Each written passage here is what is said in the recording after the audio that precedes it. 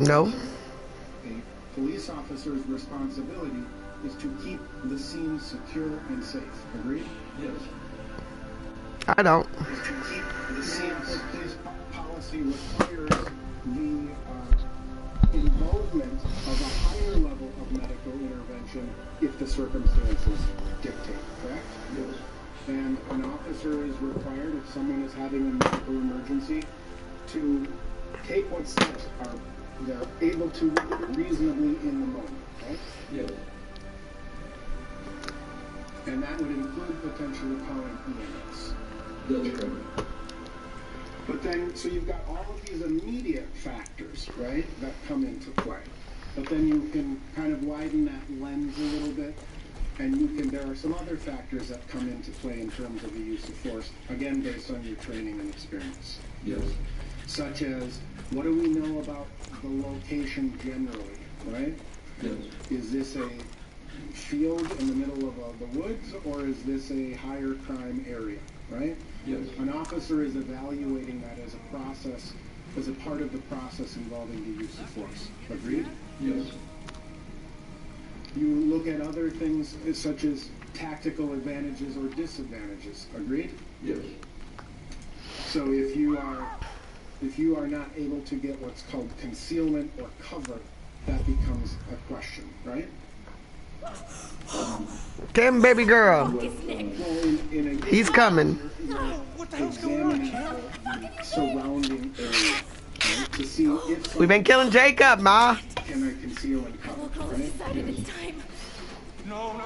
Also, in addition to the scene security, you need to deal with securing the scene, which is different than scene security. Agreed?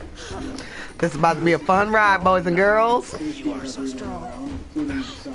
Break his little hand, little bitch. Securing the scene is making sure that the scene itself is preserved and kept tight, right? Move out the way, Nick. Get her ass in the car, bro.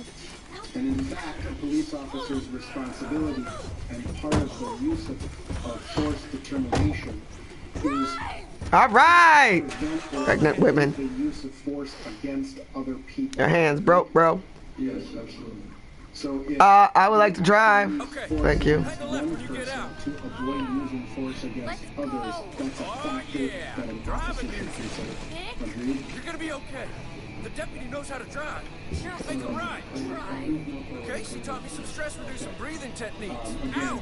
Ow! Training Get my hand. most people who Bro, I don't want driving music. they may be better at answering those questions. Drive! And then even from there, you can widen the lens even further. I'm playing. The officer will look at his training, right? What he is trained to do or not to do. That's me above you. That's the bet. Oh, poor piggies. He or she will take into account his or her own experience from their past career. So things like fighting with someone, it's the probability that that person will continue fighting with you in the future. You're gonna get your ass kicked. Shut up, Nick. I've seen you do it before. I don't know. I don't think I can agree with that totally. I understand what you're saying. There are circumstances where after a person is rendered unconscious, Man, thank you. to revive that person, that they are more combative than Bam. again, in terms of your own past experience and officers' own past experiences, they're taking that into consideration. Sure. Now, you testified that you have never been trained as a Minneapolis police officer to use a mute on the neck of a suspect. You would agree, however, that in a fight for your life, generally speaking, in a fight for your life, you as an officer are allowed to use whatever force is reasonable and necessary. Correct? We driving. Oh no. How the heck? What the heck? That never happened to me before. Police department policy allows the police officer Your poor finger, bro. I'm sorry, bro. available to him to protect himself and others, right? Yes. So if there's a paint can sitting on the table and someone is attacking, you can use that paint can as a weapon. Yes. What was he being attacked? In fact, you have been trained in the prone handcuffing techniques, correct? Yes. And it's your testimony that Minneapolis Police Department has never ever trained anyone to put their knee across the shoulder and to the base of the neck. I didn't say that. How far apart are your So, contractions? Far. Pursuant to Minneapolis Police Department training, when a suspect is arrested and in the process of being handcuffed or being restrained, it would be consistent with Minneapolis Police Department training. Place your knee. I don't know how your tubing works.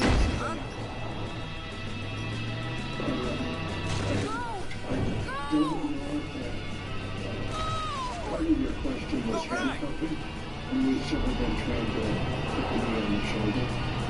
But I don't know about just restraining a person. I don't recall being trained on that. Ah, move out my way, Tinker. Ooh, I'm on fire. I'm on fire. Restraining a person is called for. Not good, not good, not good, not good, not good, not good. Have you heard the term holding this person for EMS? Not yet. We got planes and shit. Keep them in that position until EMS arrives. Here it comes. We got jumped that. Wee doggy. Okay, how would you describe Oh shit, come on. I'm trying. And sometimes people are held for EMS in a restrained position. You also testified that Just hang a left once a with the person is After that, handcuffed, it's just straight the ahead. threat, I think you said, is gone. Except on the Plane. That's a plane, Jim. Now, obviously, Cause I blew it up. We're gonna make it. a person who's handcuffed can still pose a threat, right? I suppose they could, yeah. So Not quite. Oh, come on. Jim, you okay? that person could continue to kick the officer. Hell. Yeah, I suppose. That person could continue to thrash his body around. Agreed? Sure. And part of the reason police officers restrain people is for that person's own safety. Agreed? Yeah, bitch, whatever. Absolutely. Now, it also Thank you. presumes that the handcuffs were placed on correctly, right? Okay, let's hit this right. Struggle. Oh, here comes the plane.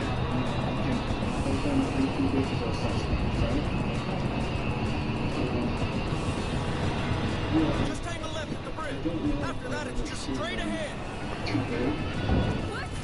The suspects are That's a plane, Jim. Sometimes in the process of handcuffing, Because me and your husband shot it. thereby giving the suspect a potential weapon if he can break free or shoot. And officers have been attacked with their own handcuffs. In your experience, Jim, you okay? right? So, you I'm driving real slow. is a dynamic All right, partner. series It's just up of ahead. decision There's a making shortcut. based on And restart this one. Absolutely. and it's based upon a lot of information that is not This is not done right. on a body cam. It's not as fun if I'm not doing it fast enough. The body camera is only so effective to show what the body camera sees and not what the officer sees. That's correct.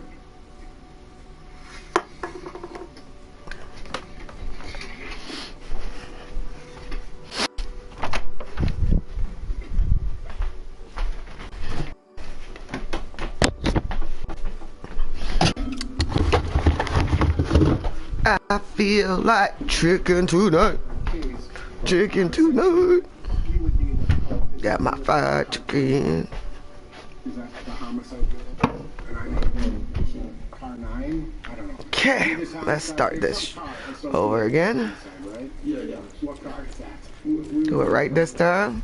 Well, it would be like the car 112 or 1. Talking about we made it. Of course we made it. I was like 20 seconds behind schedule.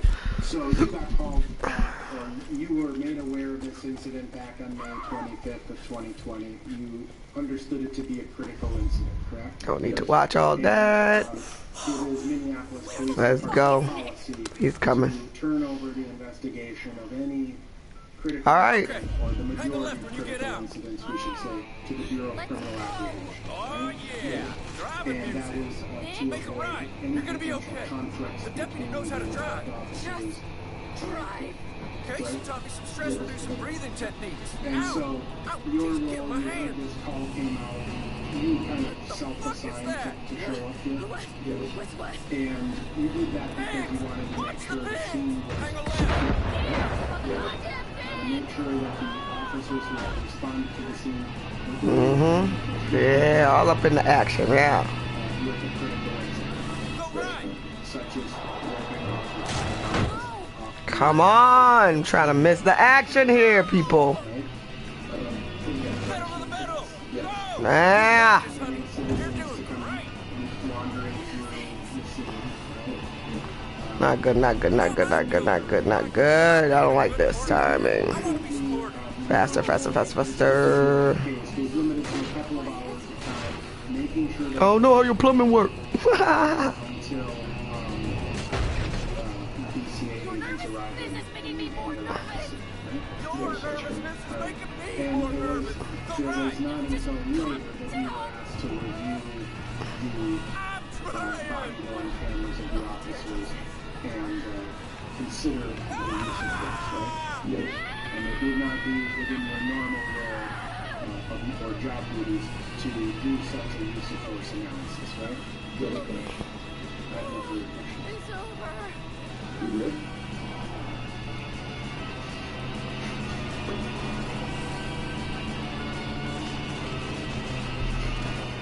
Oh no. Hang tight, Jim. Who is Pedal to the metal. Go. What I is was going observing on?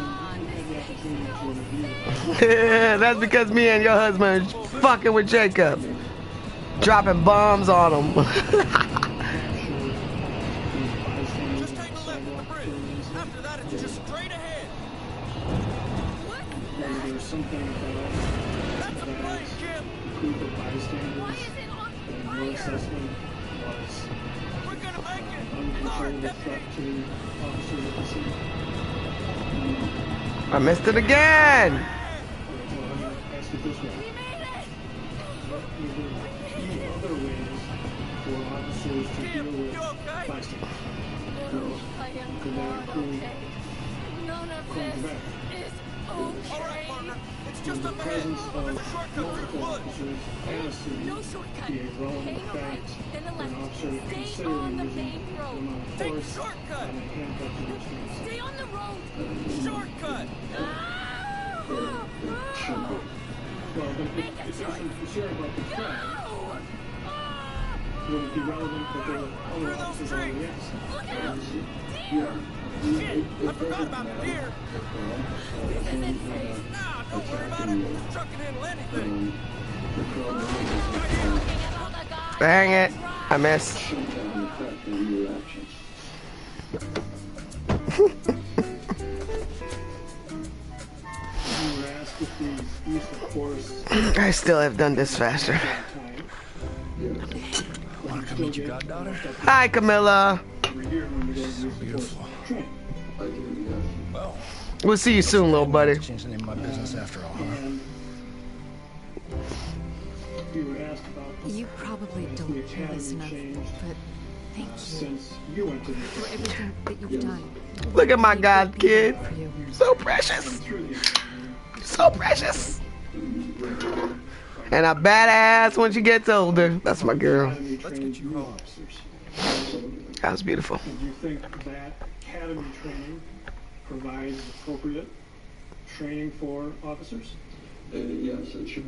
and would provide the most up-to-date training on the use of force for Minneapolis officers that take the academy test? Yes. John got one more. Got one convoy to get rid of. You were asked if... Where is that convoy? You are not a use of force trainer. That's correct. You are a student. Yes. And, but it's your testimony that based on everything you go through every year, it's well known that the prone position is dangerous. Absolutely, yes.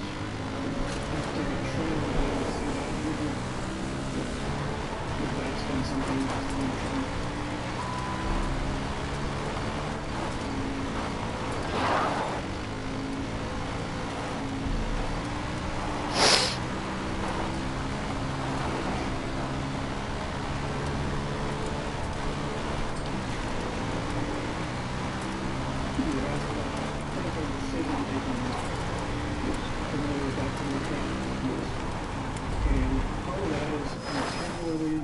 Reassessing the need for force. Is that a fair statement? Yes. And so that would include reassessing the location, Yes. the tactical advantage, Yes. concealing cover, Yes. scene security, Yes. security in scene, Yes. or security of the scene, Yes. medical distress of the person restrained, Yes.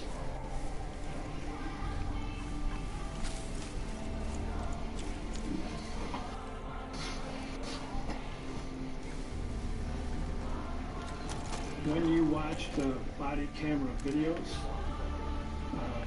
those videos capture those types of circumstances relative to the restraint of Mr. Floyd. Yes. And you were able to assess those things and tell the jury what you thought earlier about the restraint of Mr. Floyd? When you watched those videos, at some point during the restraints, did you see Mr. Floyd kicking the officers? No, I didn't. It may have happened initially, but after that, did you see any kicking? No.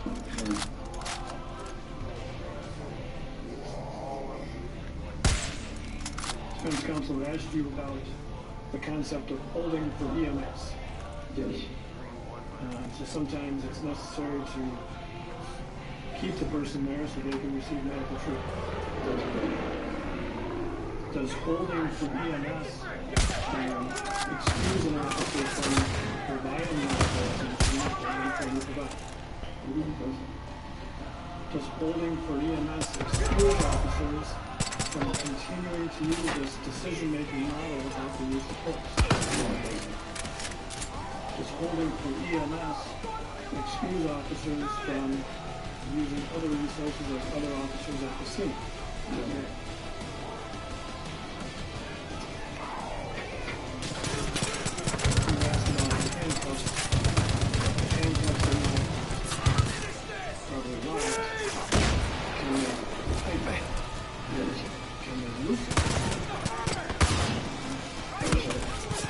If they're properly connected, then they're loosened. You can open it. But if they're locked, then they stay tight. If they're not, they can shut.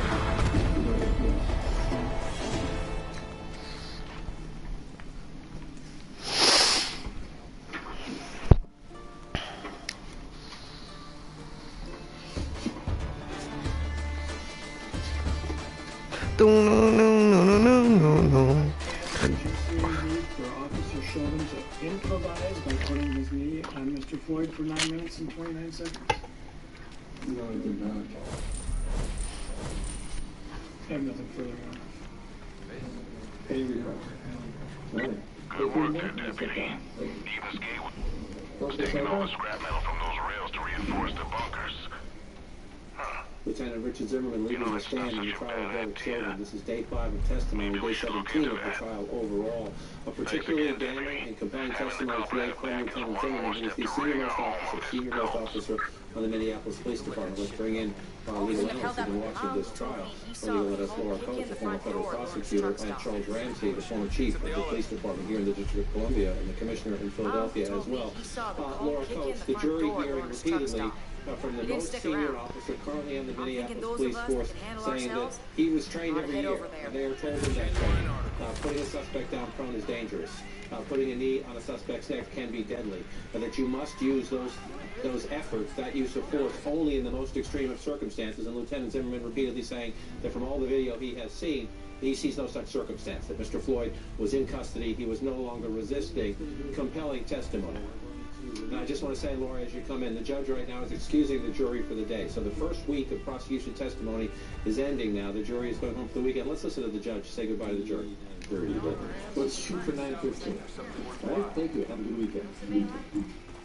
All right, just wanted to make sure there were no last housekeeping measures there. The judge letting the jury out a bit early today so that they can have some time on this Easter weekend. Laura Coates, back to your takeaway, listening to the repeated testimony, the very complex testimony of Lieutenant Zimmerman. Make no mistake about it, John, this was damning testimony. This blows out of the water the notion that Derek Chauvin was trained to do that which he did, that somehow it was part and parcel, baked into the recipe of every police training. Everyone knows that you do this. And remember, they were trying to distinguish between what bystanders who don't have police training, and then they what he does or does not know, his training at the police academy, distinguish between the off-duty Minneapolis firefighter who was trying to implore them to also allow her to render aid, distinguishing the EMT workers who were not trained as police officers. Then you go into the officers who are saying, actually, this is not how we're trained. And this particular lieutenant saying, since at least 1985, he has repeatedly trained that you know that somebody who's in the prone position or handcuffed is going to have difficulty breathing, move them immediately. Also saying that once somebody is handcuffed, he clarified the threat is essentially gone. Yeah, they may be able to kick you,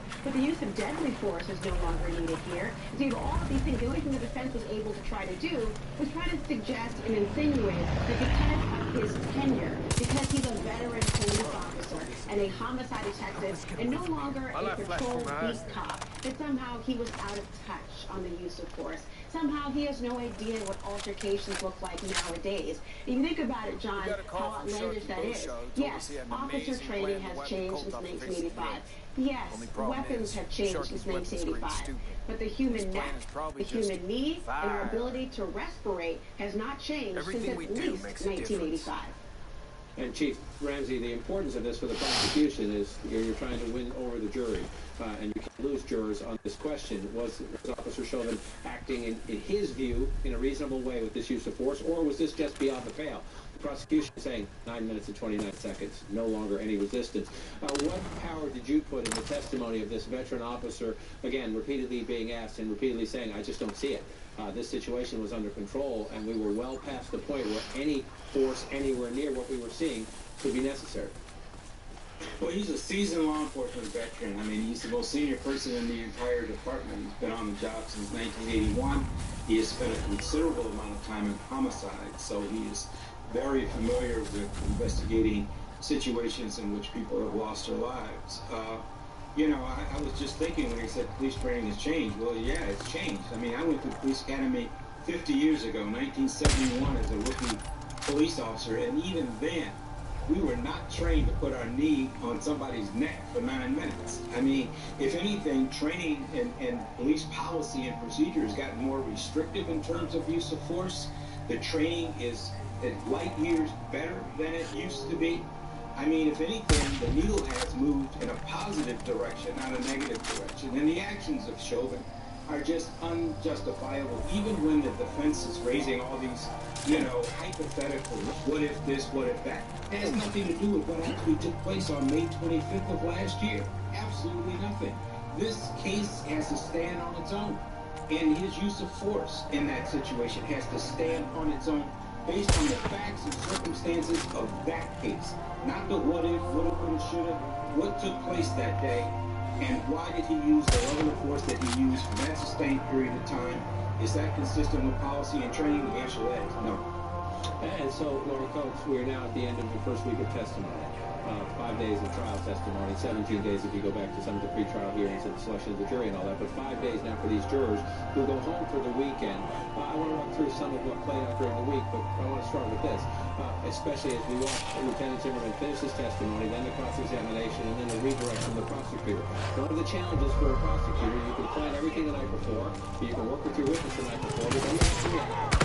You have to be nimble and react to what you saw. You mentioned the defense attorney, Eric Nelson, he's doing the best he can with the material he has, trying to say to your point, well, you've been on the desk for a long time. You're not in a you're not jumping out of the door car in these tense situations. It's been a long time. You want to see the rumble, if you will. And so then the prosecutor has to get back up, as Mr. Frank did, then walking through, well, let's go through this. Shit, I knew that was going to happen. You're grading at the prosecution and their nimbleness in reacting. I think they were great in being nimble at this because, of course, they're not only up against trying to have the explanation to laymen about what is actually a common sense issue. They have to prove things that the average person would not be able to understand. The average person has a neck and a knee and understands the constriction of breathing. The average person would be able to understand what you would not advise your own child to do in rough play or otherwise. And so he's really trying to point out methodically, and I understand the constraints of the defense. And again, John, we have yet to see the defense case or the battle of the experts on that substantial causal factor of death and the autopsy medical examiner. But so far, the prosecutors are buttressed in their ability to understand common sense and what jurors are thinking here. You've got this idea, what I thought was very striking, was that every single law enforcement officer that we've seen so far, normally you hear about this sort of blue code of silence and trying to protect one of their own. You saw a distancing of a 10-foot pole away from Derek Chauvin, not trying to filter their testimony through the filter of, hey, look, he's one of us, I can understand what he did. No, they were quite forthright and resolute about this officer being rogue in a sense. So I think that's very powerful. And going into a weekend, time is going to be the best friend of the prosecution because all these questions have not been answered as to what would it have taken to take in his pulse, to take your knee off. What would it have taken to do those things? That's lingering in the juror's mind for Friday, for Saturday, for Sunday, into Monday, and we have no indication that the defense case is going to happen next week. This is going to stew and fester and not to the benefit of Derek Chauvin. And Chief, to that point, you're watching as an expert, somebody, as you just mentioned, 5 decades of experience in law enforcement. You're also watching as a human being. This plays out. To Laura's point, the prosecution on the first week. It knows this is a long journey. It knows the defense, the prosecution controls the pace and the witness list right now. The defense will get that choice. But just been watching throughout the week yourself. And if you were a juror, are you going home with questions? The prosecution left me wondering this, or are you going home thinking, so far, these guys have made a compelling case? Well, the prosecution has made a compelling case, and the defense is fortunate that it's not wrapping up today. That there's still more to come, because quite frankly, they don't really have a leg have fun right now, in my opinion. I do think it's going to come down to the more expert witnesses, especially the autopsy report, medical examiner. You know, what was the cause of death? Was the actions of Chauvin a substantial contributing factor to his cause of death? You know, once you go through the whole thing about his enlarged heart and drugs and so forth, you know, and that's going to be critical. And who wins that battle? And that's going to decide this case, in my opinion, because I think clearly, as far as what we've seen so far and what we've heard so far, this isn't something that they're going to be able to say at the end of the day that was consistent with his training and with policy of the Minneapolis Police Department. They've lost that one. They can only hope now that when the expert witnesses come forward, they will find somebody to testify more in their favor in terms of that medical examiner's report. I think everything's going to wind up hinging on that. Chief Wrangler, we're so grateful for your time and insights throughout this first week of testimony. We'll continue the conversation as a trial resumes, so I'm grateful for your help and support this week. Up next, we'll have some big news today and big economic numbers. 916,000 jobs added just last month. The pandemic recovery gaining steam.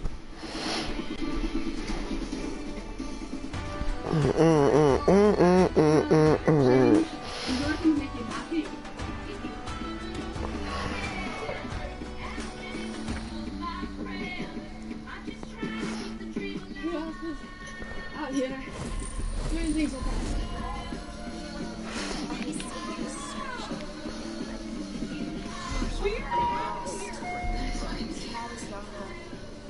Eyes are racked and a maze all With Infinity now, your test drive comes to you. So you can try one day. Thanks for your help. And another the next. Shut up. Because when you find the kind of luxury that fits you, you'll know. Experience luxury on your terms when you purchase or lease a new Infinity online with Infinity Now. Finance any new 2020 or 2021 Infinity model at 0% APR for 72 months at your local Infinity retailer. I'm here to How do I know you're Regular department team. My name is Timothy Chi, and I'm the CEO of Vertigo. We're very proud customers of Custom Ink. We keep coming back to Custom Ink because of the quality of the product, the customer service, and the ease of use. That cult turns people into those mindless angels that they're so-called convicts. Call it a ritual. It's nothing but drug-fueled torture. That place is has hundreds of products. Look and feel like a team. Upload your logo or start your design today at customink.com. Clara heard gain scent beads could make her gain scent last way longer. But she wouldn't believe it until she sniffed it. So when her sheets still smelled amazing days later, she was surprised. The more nights that go by, the more surprised she gets. Her husband Ron, he's plenty surprised too. Try gain scent beads for scent that lasts longer than detergent alone. Guaranteed. Those peggy bastards We stole made all our USAA gas. insurance for They drained these here reservoirs and filled their tanks. When a hailstorm hit, So I need you to steal one and bring it back. to get it done right. Just got word that there's one parked at the old diner down the road. What you're made of? We're gonna we're made rebuild. for. We gotta reopen these pumps. We'll keep the truck You need a stops safe. financial plan that can Bring help back grow that and sweet, protect sweet your gas. money. An annuity can help cover essential expenses in retirement. Have the right financial professional show you how. This is what an annuity can do.